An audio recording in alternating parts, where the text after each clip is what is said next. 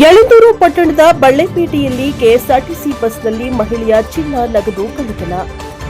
ಯಳಂದೂರು ತಾಲೂಕಿನ ಯರಂಗಂಬಳ್ಳಿ ಗ್ರಾಮದ ಮಹಿಳೆಯೊಬ್ಬರ ಚಿನ್ನಾಭರಣ ಹಾಗೂ ನಗದು ಹಣವನ್ನು ಕೆಎಸ್ಆರ್ಟಿಸಿ ಬಸ್ನಲ್ಲಿ ಸಂಚರಿಸುತ್ತಾ ಇದ್ದ ವೇಳೆ ಕಳ್ಳರು ಎಗರಿಸಿರುವ ಘಟನೆ ಗುರುವಾರ ಸಂಜೆ ಪಟ್ಟಣದಲ್ಲಿ ನಡೆದಿದೆ.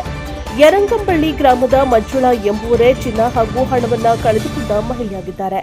ಇವರು ಸಮೀಪದ ತೆಳ್ಳನೂರು ಗ್ರಾಮದ ತಮ್ಮ ಸಂಬಂಧಿಕರ ಯರಂಗಂಬಳ್ಳಿ ಗ್ರಾಮದ ಮನೆಗೆ ತೆರಳಿ ವಾಪಸ್ಸಾಗ್ತಾ ಇದ್ದ ವೇಳೆ ತಮ್ಮ 13 ಗ್ರಾಂ ಮೌಲ್ಯದ ಚಿನ್ನದ ಸರ, ಕಿವಿಯೋಲೆ ಹಾಗೂ 7,500 ರೂಪಾಯಿ ನಗದು ಹಣವನ್ನು ಒಂದು ಬ್ಯಾಗ್ನಲ್ಲಿ ಇರಿಸಿಕೊಂಡು ಪಟ್ಟಣದ ಬಸ್ ನಿಲ್ದಾಣದಿಂದ ಮುರುಟಿಪಾಳ್ಯ ಗ್ರಾಮಕ್ಕೆ ತೆರಳುತ್ತಾ ಇದ್ದ ಕೆಎಸ್ಆರ್ಟಿಸಿ ಬಸ್ ಅನ್ನು ಹತ್ತಿದ್ದಾರೆ.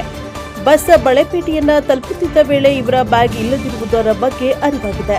ನಂತರ ಚಾಲಕ ಬಳೆಪೇಟೆಯಲ್ಲಿ ಬಸ್ ಅನ್ನು ನಿಲ್ಲಿಸಿದ್ದಾರೆ. ಸ್ಥಳಕ್ಕೆ ಆಗಮಿಸಿದ ಪೊಲೀಸರು ಬಸ್ನಲ್ಲಿದ್ದ ಪ್ರಯಾಣಿಕರೆಲ್ಲರನ್ನ ಶೋಧಿಸಿದ್ದಾರೆ. ಆದರೆ ಇವರ ಬ್ಯಾಗ್ ಪತ್ತೆಯಾಗಿಲ್ಲ. ಈ ಬಗ್ಗೆ ಪಟ್ಟಣ ಪೊಲೀಸ್ ಠಾಣೆಯಲ್ಲಿ ಪ್ರಕರಣ ದಾಖಲಿಸಿಕೊಂಡು ಮುಂದಿನ ಕ್ರಮವನ್ನು ವಹಿಸಲಾಗಿದೆ. ಟಿವಿ ಯಳಂದೂರು.